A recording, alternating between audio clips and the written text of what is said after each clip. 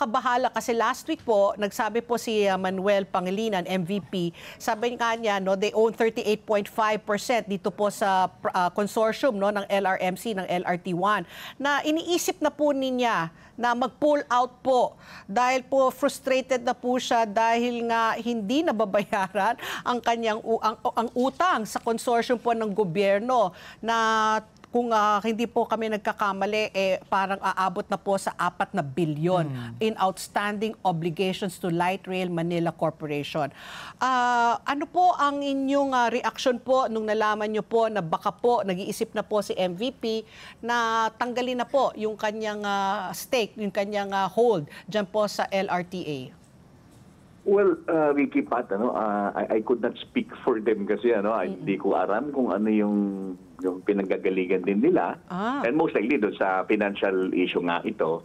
But what I could say is that sa ngayon, yung present administration, let me start, na nung nag-assume itong present administration, itong administration ni President Bongbong Marcos, ang isa sa mga ginawa kaagad is tignan yung tinatawag natin na fair structure at saka yung fair regime nung LRT Line 1. At nakita kaagad dito na number one, walang nag-i-exist, walang nag-i-exist na regulatory body pagdating sa fair ng tren. So, pagkapansin niyo before ng panahon ni President Bongbong Marcos, makikita natin sa land transport nandiyan ang LTFRB. Pagdating sa air nandiyan ang CAAP at saka CAB. Pagdating sa tubig naman nandiyan naman ang Marina. Pero ang tanong, ano ang meron sa Riles? Wala tayong ganun. Wala tayong regulatory unit ng government pagdating sa Riles. So, yan ang unang ginawa kaagad ng administrasyong Marcos, yung i-set up yung regulatory body. Kaya during the first few months, ang na-set up kaagad natin yung tinatawag natin na Rail Regulatory Unit. So, kailangan gawin ito kasi nga, kailangan ng tignan or sikasuhin o aksyonan yung mga petition ng LRMC doon sa fair nila. So, nung nag-file sila ng 2022 na fair application nila, na-aksyonan natin yun because meron na yung RRU. And then, before that, before ng panahon ng administrasyon Marcos, nagkaroon silang ng fair application ng 2016, 2018, every at saka 2020. So tatlong fair application yon nang hindi na aksyonan. Correct.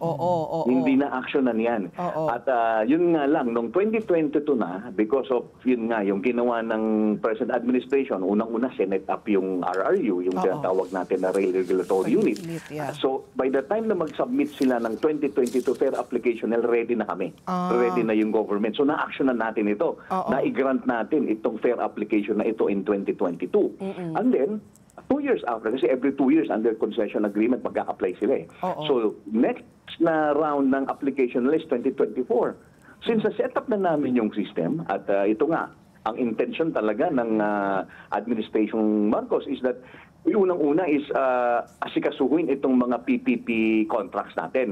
Kasi nga, ang instruction, ang marching order sa amin is that tignan natin itong mga PPP contracts natin, tignan natin itong mga PPP commitments natin. Let us be honest, let us be faithful sa ating mga obligasyon. And being faithful sa ating mga obligasyon, din makapagbibigay tayo ng investors' confidence.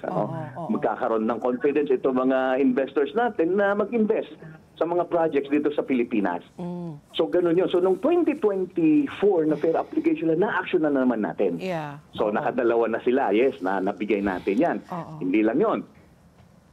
At the start of this year, itong 2025, nagkaroon ulit kami ng marching orders na tignan nyo yung mga ibang sinisingil pa nila. At tignan nyo kung meron tayong pondo, specifically sa amin, sa LRTA, pinatignan sa amin, meron ba kaming mga savings na pwedeng gamitin sa mga kiniklaim ng LRMC kasi marami yan.